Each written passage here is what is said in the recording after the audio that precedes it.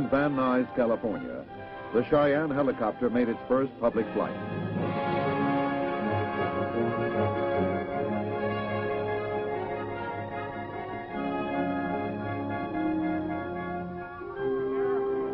And you notice he'll come to a stop using the reverse thrust.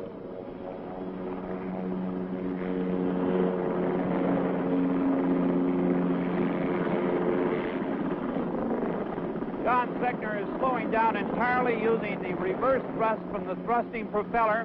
He's not using brakes.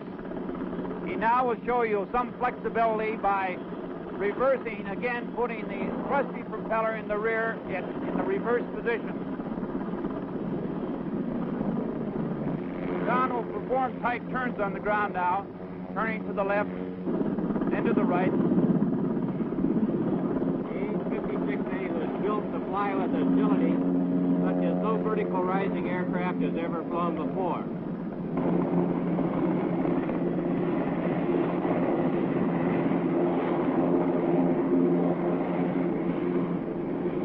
I think it's interesting to note the stability that is being demonstrated here in this wind.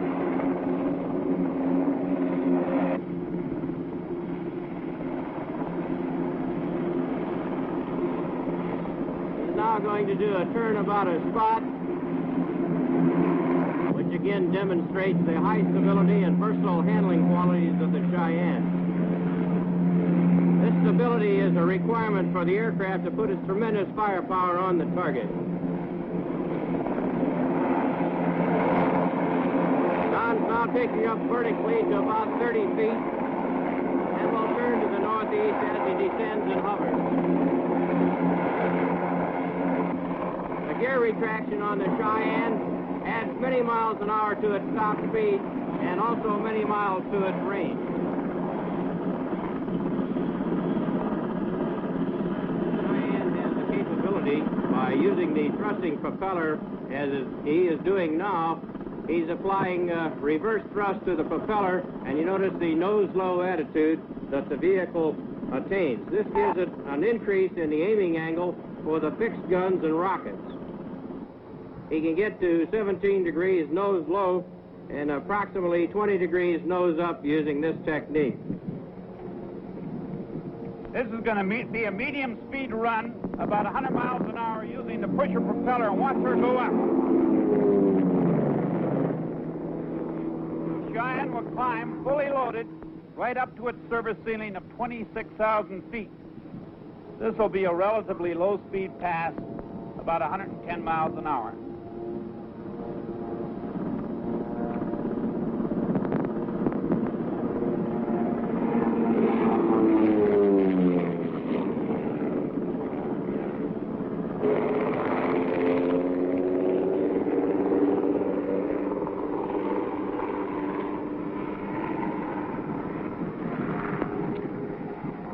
Some more of its paces, showing you S-turns as he comes down through.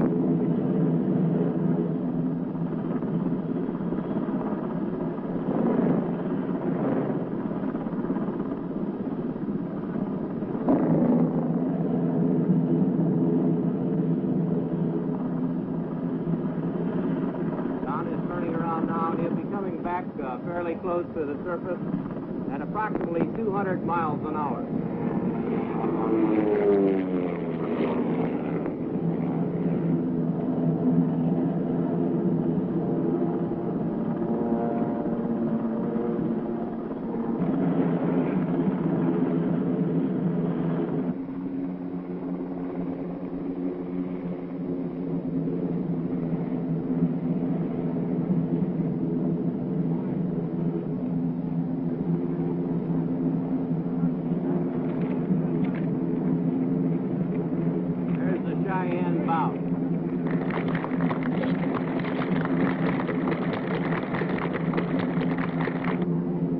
After the Cheyenne has taxied over to its stall and the rotors have come to a complete halt, you're welcome to go over and look the airplane over and talk to Don.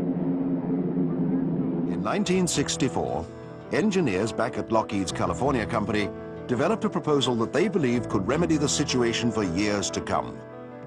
The proposal was developed in response to an Army competition launched that same year for an advanced aerial fire support system. 11 other companies submitted design concepts under the competition.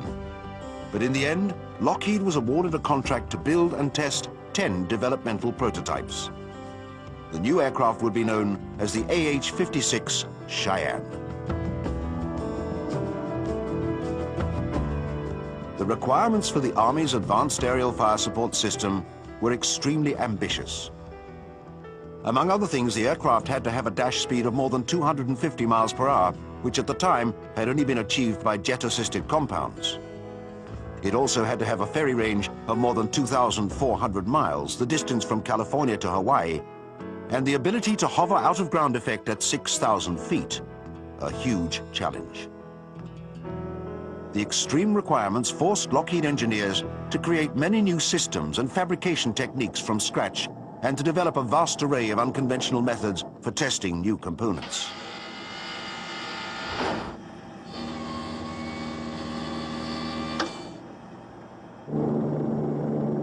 One of the most unusual was a massive whirl tower constructed in the natural bowl of a nearby canyon. The tower was designed to thoroughly test the structural integrity and hover performance of the enlarged rotor system before it was installed on any of the 10 prototypes.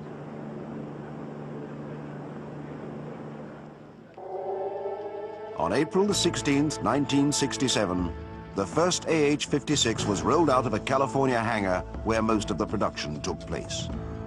The new model was given the name Cheyenne, in keeping with an Army tradition of naming aircraft after Native American tribes.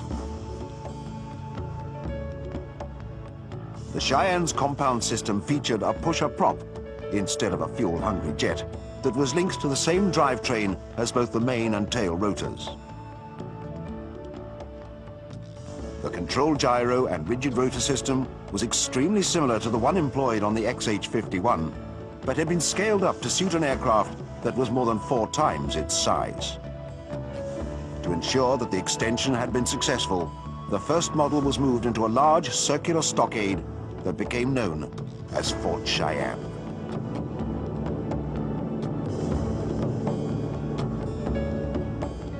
Here, the prototype ran day and night for hundreds of hours in tie-down test to check out the performance of the drive and rotor systems. The stockade had 2 heavy plank walls with more than 8 feet of gravel between them, just in case anything went wrong.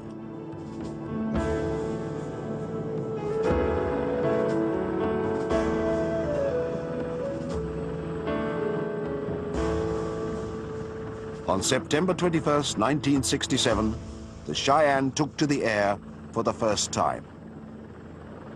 At the controls that day was Don Segner, the engineering test pilot who had also conducted first flights in both models of the XH-51 and the 286.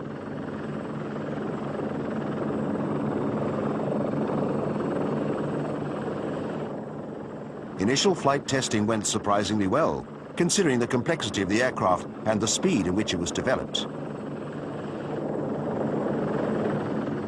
The system quickly demonstrated most of the same positive handling characteristics as previous rigid rotor systems, and even surpassed some of the capabilities of the jet-assisted compound.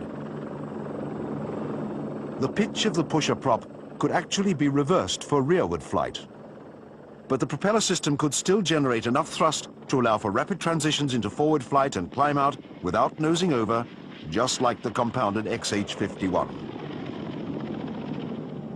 Over the course of several months, hundreds of flight tests and military demonstrations were conducted in an attempt to gradually expand the Cheyenne's flight envelope. Like earlier compounds, the AH-56 could basically be described as an aircraft with an extremely effective lifting device. At higher speeds, support from the stub wings allowed the pilot to virtually excuse the main rotor from its lifting role so that he could attain much higher speeds. Within a few months, Lockheed's pilots had pushed the Cheyenne to speeds in excess of 230 miles per hour. The pusher prop emerged as one of the Cheyenne's greatest assets. Since blade pitch could be reversed, it could be used not only to propel the aircraft to high speed, but to slow it down as well.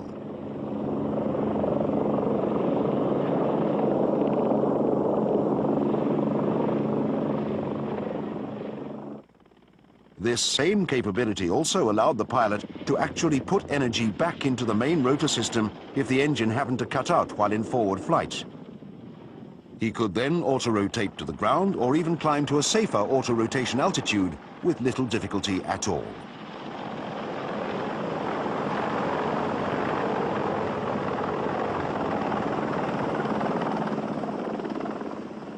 Several technical problems did emerge during flight testing, however, such as a lack of stability both at low altitudes and high speeds. But most of these initial problems were systematically addressed and ultimately resolved.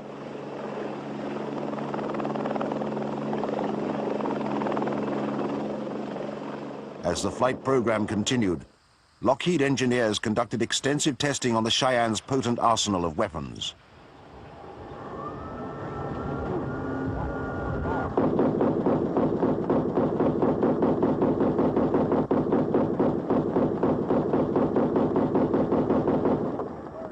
The program represented the first time in history that a helicopter had been developed with a fully integrated weapon system. Dozens of new subsystems had to be developed to monitor, aim, feed, and fire the weapons, which included a 40mm grenade launcher, a 30mm cannon, a minigun, rockets, and eventually even wire-guided tow anti-tank missiles.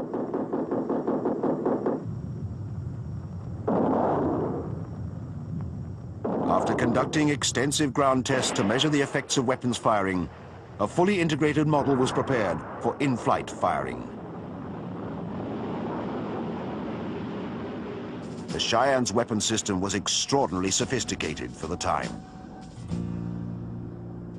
The platform could carry up to 8,000 pounds of ordnance, which typically included 2,000 rounds for the 30mm gun, 780 rounds for the 40mm grenade launcher, up to 114 2.75-inch rockets, and 6 tow missiles. The guns and the tow missiles were controlled by a co-pilot gunner who sat in a turret that could swivel through 360 degrees. The gunner's turret incorporated a stabilized lower sight head that contained a tracker for tow missiles, a 12-power optical sight, a laser rangefinder, and an infrared night vision sight.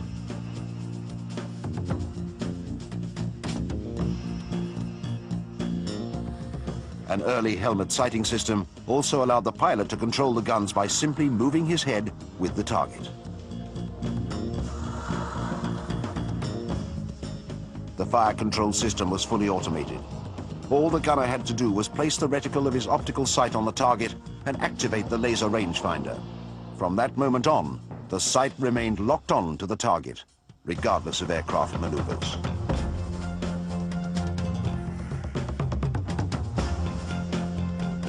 A central computer combined sightline and range information from the swiveling gunner's station with speed and attitude data from 2 inertial gyros and a Doppler radar system. The computer then calculated all weapons corrections and aimed the guns for maximum accuracy, taking into consideration winds at altitude and the ballistics of the weapons selected.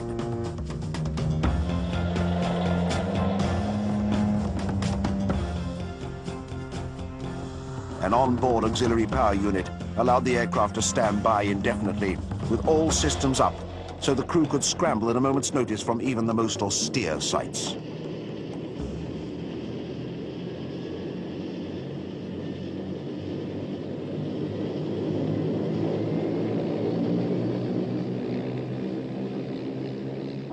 The Cheyenne was designed to serve in remote locations without ground support equipment, so that it could respond immediately to the often desperate needs of commanders in the field.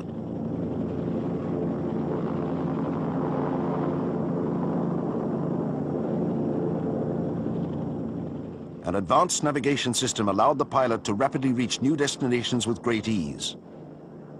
The coordinates of multiple targets could be entered into the self-contained system at any time. The pilot was then able to quickly reference the real-time range and bearing of any of the targets with the push of a button.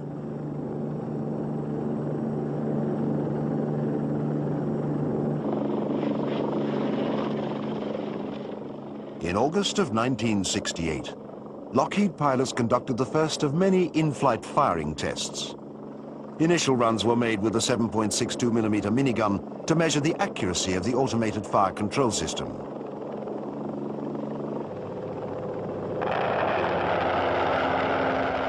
The crews repeatedly struck multiple targets with incredible precision, even at a distance of more than 750 meters with offset angles of up to 70 degrees.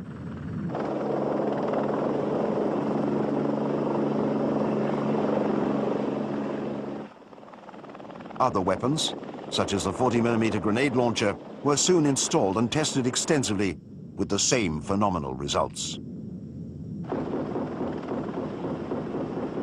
Officials, both at Lockheed and in the Army, were extremely impressed by early in-flight demonstrations. The Army became so confident in the system's overall potential that it authorized production of 375 Cheyennes under a total procurement package that ultimately would have generated more than 3,300 aircraft.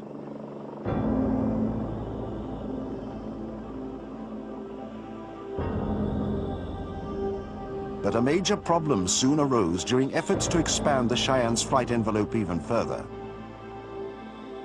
On March the 12th, 1969, tragedy struck when one of the 10 prototypes went down off the coast of California, killing the pilot. The accident occurred during a flight to investigate a variation in rotor thrust that sometimes occurred at high speeds. The phenomenon, known as the half-P hop, caused the pilot's arm to operate the collective lever to an ever-increasing amplitude. The uncontrollable action, commonly known as pilot-induced oscillation, continued until the rotor blades came crashing down through the Cheyenne's tail boom and canopy roof. Significant problems and even major accidents are often encountered during the development of a new aircraft, especially with an aircraft as revolutionary as the Cheyenne. But this crash triggered a response that marked the beginning of the end, not only for the Cheyenne program, but for Lockheed's entire rotary wing effort.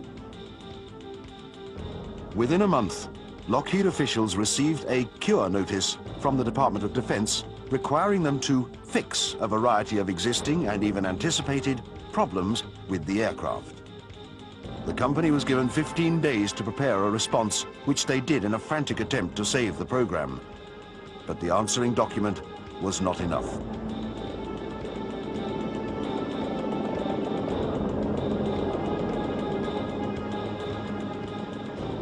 Less than 3 months after the accident and only 6 months before the first aircraft was to be delivered, the production contract for the Lockheed Cheyenne was officially cancelled.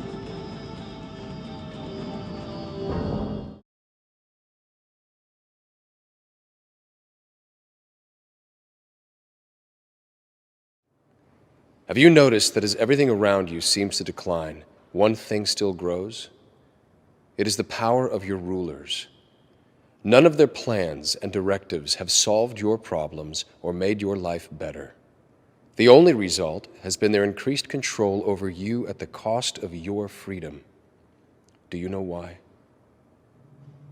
You gave them the power.